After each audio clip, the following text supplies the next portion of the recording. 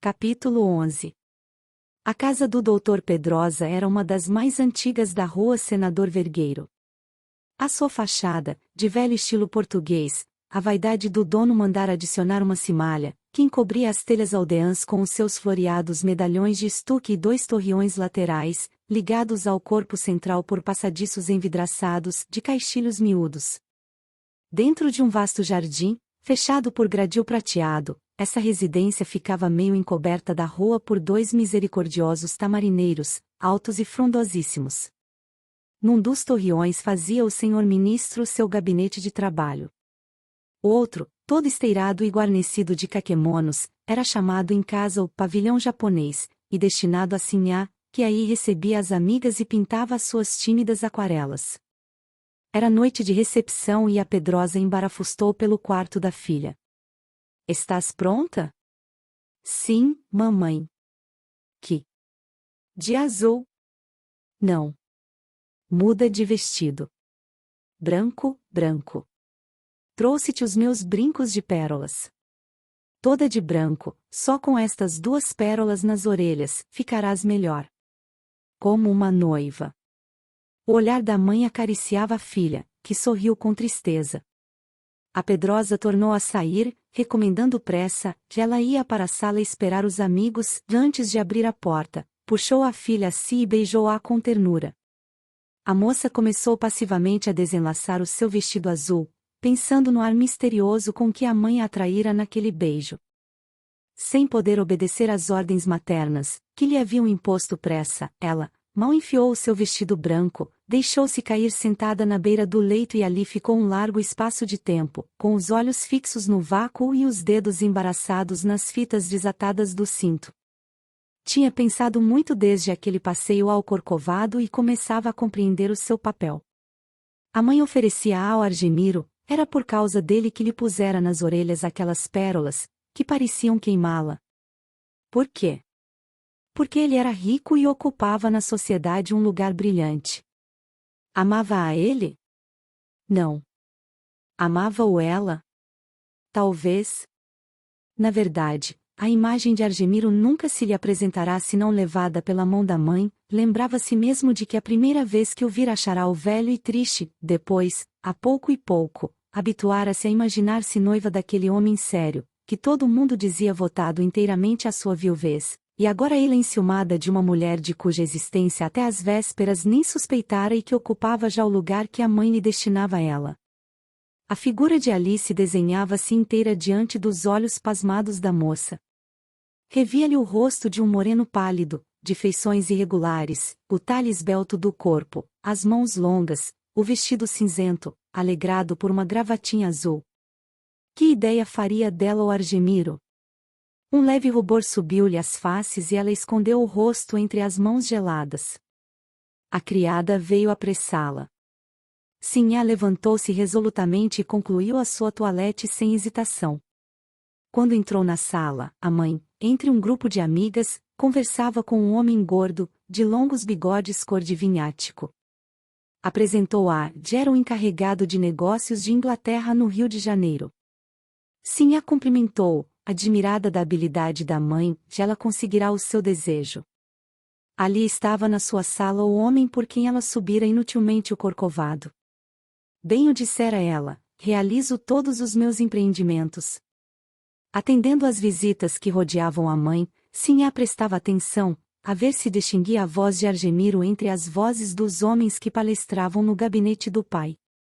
Aí, entre os livros de direito e de economia política, arrumados em estantes de canela ou espalhados sobre a secretária e a mesa, conversavam animadamente Adolfo Caldas, Argemiro, Dr. Sebrão, o conselheiro Isaías e o dono da casa. Falem-me de tudo. Exclamava o Pedrosa, súplice, menos da política. Vocês não imaginam. Não lhes direi que estou farto dela até os cabelos, porque sou careca, mas ultrapassa a minha força aturá-la até nos cavacos entre camaradas. Conselheiro Isaías, lembrando-se lá consigo do empenho do Pedrosa para alcançar a pasta, comentou do canto onde acolhera o seu corpinho murcho. Percebe-se o sacrifício. Caldas levantou-se com estrondo, disfarçando a malícia do outro, e foi ao lampião reacender o charuto, enquanto Pedrosa continuava.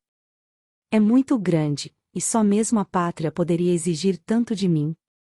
A ação de governar vai se tornando cada vez mais perigosa nesta terra. Nós temos maus auxiliares e o povo tem má fé. A oposição agora serve-se de todos os meios para impedir-nos os passos, usando das armas mais pérfidas, que são as do ridículo e as da calúnia. Essa senhora é velha como Sócrates, não faça caso, disse o conselheiro. Não faço caso, mas no fundo, francamente, desgosta-me. Trabalho sem interrupção e afinal. Não faz nada. Disse o conselheiro, rindo. Não seja perverso, amigo. Ou declare-se já contra mim. Quem sabe se é você o autor daqueles versinhos que andam por aí carpindo a minha falta de eloquência e de desinteresse, que julgam as qualidades primordiais para um homem de Estado. E são. Nego. Um político, do que precisa, sobretudo, é de tenacidade, sangue frio, patriotismo, sinceridade e um grande domínio sobre as suas paixões, além das qualidades superiores, que lhe são indispensáveis, de inteligência e de ilustração. É por isso que o seu colega Marcondes está fazendo tão bonita figura, disse ainda o conselheiro, com um fundo suspiro. Riram-se todos, que bem conheciam os dotes fraquíssimos do Marcondes. Pedrosa continuou, com um sorrisinho magnânimo. Ele é bem intencionado, e trabalha. Há dias em que nem tenho tempo de beijar minha filha. O homem público é um galé, principalmente neste nosso país, em que os mais puros devotamentos são sempre interpretados às avessas. Muito bem. Apoiado. Exclamou o conselheiro, levantando-se. Eu sei que você é um homem corajoso, desde aquela célebre caçada que fizemos juntos em Teresópolis, lembra-se? Perguntou, sorrindo, o doutor Sebrão ao Pedrosa. E com bastante saudades. Quem tem idade e competência para arcar com o peso de uma pasta é ali o amigo Argemiro, disse o conselheiro Isaías. Argemiro protestou, era um homem sem maleabilidade, não podia servir bem à política. Ao mesmo tempo o doutor Sebrão, voltado para Adolfo Caldas, começou a descrever a caçada feita com o Pedrosa e outro amigo nas florestas da serra. Tinham-nos falado em javalis. Uma madrugada partimos da várzea, montados nos velhos cavalos de aluguel, nós e mais um velho de Teresópolis, que se inculcara como excelente guia. Levávamos boas armas, bom farnel para o almoço, estando combinado voltarmos a jantar com a família. Trotamos para o alto, o velhote na frente e nós, muito esperançosos, atrás. Chegados a um certo ponto, amarramos os animais e metemo-nos a pé pelo mato. Imaginem que entrar nas florestas da serra é como entrar na treva. Ali, para se ser bom caçador é preciso ter afeito à vista a escuridão do ervaçal e ter criado sobre a epiderme uma segunda pele, ou melhormente uma espécie de couro, onde os espinhos se quebrem sem lograr ferir. Cada vez que os nossos pés se afundavam no colchão de folhas mortas, a ideia de ser mordido pelas cobras juntava-se ao prazer de conseguir matar algum porco do mato. O guia assegurava ter encontrado sinais, galhos quebrados, rastro de animais em fuga. Seguimo-lo com fé. Era prudente almoçar cedo. Comemos à beira do Paquequer, entre touceiras cheirosas de lírios. As águas convidavam. Quis banhar-me, mas o Pedrosa ponderou que a fresquidão da linfa aplacaria o meu humor sanguinário, que antes deveria ser exacerbado por um golinho de Paraty. Tropeçando em troncos, enrodilhando-nos em cipós, alagando-nos até o queixo em valas, passamos o dia inteiro à espera da porcada glorificadora. Mas os diabos dos porcos, zombando dos caçadores sem cães, deram-nos ao desprezo. Escureceu. Quer dizer, o negrume ainda se fez mais negro. O guia, desnorteado, levava-nos para um lado, para outro, sem achar saída. Tiritando de frio, rodeados pelo fragor da água e do vento, ali passamos uma noite pavorosa, que eu, gemendo com dores nas articulações, Pedrosa febril e impressionado com a ideia do susto que havia de estar curtindo a nossa boa dona Petronilha. Só no outro dia, às 10 horas, esfomeados, lanhados e rotos, conseguimos sair da mata. Correu todo mundo a ver-nos. As famílias choravam. Tinham andado pelas estradas, à noite, com archotes, gritando por nós. Tivemos de passar cabisbaixos e envergonhadíssimos por entre os curiosos, e explicar aventuras imaginárias. E querem vocês saber? Passáramos a noite a pequena distância de um hotel. O barulho da água e do vento abafou os outros rumores que nos denunciariam essa salvação. Foi uma tragédia cômica. A evocação não foi das mais felizes para consolar o amigo Pedrosa das suas atribulações. Disse ainda o murcho conselheiro Isaías, levantando-se do seu canto. E depois, para o Argemiro. É tempo de irmos prestar as nossas homenagens às senhoras, não lhe parece? Levantaram-se todos e iam para a sala, quando o doutor Teles, entrando pela porta do jardim, reteve o Pedrosa, que deixou sair os outros e ficou com o deputado confabulando sobre política. Caldas, antes de entrar na sala, puxou Argemiro de parte, com o pretexto de acabar o charuto, encostado ao gradil do passadiço, espalhando baforadas para o jardim, foi avisando. Olha que a Pedrosa já teve uma conferência comigo a teu respeito esta tarde. Hein? Não me faças repetir palavras. Aviso-te de que já se sabe por aqui que tens uma menagerie moça, bonita, e que os conceitos são naturais. Quero dizer, maldosos. Ora. Ora. Mais nada? Então? Que lhe respondeste? Fiquei meio burro, disse-lhe que efetivamente tu tinhas uma menagerie, mas que a não conhecias. E ela? Riu-se. Riu-se. Escandalosamente. Eu também me ri. Tu? Que querias que eu fizesse? Crias uma situação de comédia e impões seriedades de melodrama? Mas que tem ela com a minha vida? Já se viu uma tal indiscrição? É boa. Cobiça-te para genro. Sabes perfeitamente disso. Estás farto, fartíssimo de o saber, e ainda te admiras. Ora, meu velho. Mas essa senhora já deve estar convencida de que não lhe aceito a filha. Não quero casar. Aposto em como não aproveitaste a ocasião para lhe dizer isto? Certamente que não. Mas afinal aquela rapariga que lá tens em casa é séria ou não é séria? Eu presumo que sim. Se é séria, manda-a embora, porque a comprometes, se não é, não deves ter escrúpulos em fazê-la passar como tal. E minha filha?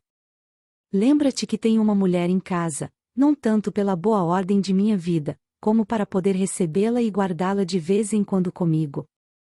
E depois, sabes que mais? Pouco me importo com a opinião dos outros. Deita fora o charuto.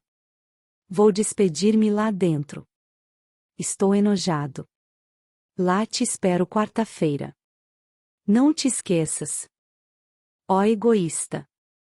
Lá irei com um baralho novo. Argemiro entrou na sala a tempo de aplaudir a sinhá, que acabava de tocar uma reverie ao piano. Vendo-o, a Pedrosa foi ao seu encontro. Pensei que fosse hoje todo do meu marido. Chego a ter ciúmes da política, acredite. Ele sorriu. Foi pena que não tivesse ouvido sinhá desde o princípio, ela toca com muito sentimento, anime-a. Diga-lhe, embora mentindo, que a apreciou, as suas palavras são o melhor incentivo para ela. A Pedrosa procurou a filha com a vista, para aproximá-la de Argemiro, mas já a moça desaparecera da sala. Argemiro percebeu-lhe a contrariedade no olhar e apressou-se em dizer meia dúzia de banalidades, à espera do momento de se despedir. Mas a Pedrosa tinha que dividir a sua atenção. Estava com a casa cheia, e as moças mostravam desejos de dançar. Por fortuna, as sobrinhas, as 3 filhas do doutor Adão, ajudavam-na a armar as quadras para os lanceiros, tirando pares e influindo os moços, que se deixavam arrastar, por complacência, para o meio da casa. Como tardasse o pianista, foi mesmo a Pedrosa para o piano, rompendo com força os primeiros compassos da quadrilha. Argemiro aproveitou aquele instante de alegria para ir buscar o chapéu e o sobretudo ao pavilhão japonês e sair para a rua sem ser visto. O pavilhão estava à meia luz. Nas paredes forradas de esteirinhas japonesas dos kakemonos requebravam-se entre os cetins das suas cobaias e o ouro das borboletas e dos crisântemos dos seus penteados. Carinhas de marfim, graciosamente pendidas sobre os ombrinhos estreitos, pareciam oferecer as cerejas das boquinhas para a guloseima de um beijo. Aves e insetos delicados, de asinhas transparentes, voejavam entre os galhos de pessegueiro em flor, nos panos cinzentos dos biombos. No meio do pavilhão, um enorme vaso bojudo, fabricado em Kyoto, sustinha um profuso ramo de camélias brancas, grandes e silenciosas. Os passos de Argemiro morreram ao entrar no pavilhão, abafados na esteirinha, e ele dirigira-se para o fundo, onde deixará o agasalho, quando Sinha saiu de trás do biombo e veio ao seu encontro, trazendo-lhe ela mesma nas mãos a capa e o chapéu. Argemiro não pôde conter um movimento de surpresa. Ela, muito séria, com uma gravidade que a tornava linda, estendeu para ele o agasalho e disse com um fio de voz suave e triste: "Agradeço a sua resolução, vá-se embora e peço-lhe que não volte, senão quando souber que eu já não estou aqui. Para o Senhor isso não será um sacrifício, e quanto a nós, a saudade que nos deixar será atenuada pela certeza do seu respeito e da sua estima." Toda de branco, naquela meia luz em que bailavam insetos e sorriam japonesas, a figura grave da moça ressuscitava uma visão de sonho que perturbava o espírito de Argemiro. Ele curvou-se, beijou-lhe as pontas dos dedos gelados e, com a voz engasgada pela comoção, afirmou: "Eu não a tinha compreendido, distanciado como estou da sua idade e da sua perfeição. Consinta que eu volte no dia em que o seu coração de menina tiver encontrado um outro coração moço e digno dele. Bastará então uma palavra sua, venha." Sinha não respondeu. Argemiro aceitou o agasalho das mãos dela e saiu comovido, tonto. Fora, as estrelas palpitavam luminosamente no fundo aveludado do céu. O ar cheirava a flores. E o viúvo caminhava a pé, sozinho, pensando nas surpresas desta vida de civilização, e revendo a palidez da moça, o seu olhar sincero e transparente. Não teria ele repelido a felicidade? Entretanto, vendo-o sair, Sinha recolheu-se para trás do biombo, chorando devagarinho, devagarinho, em segredo.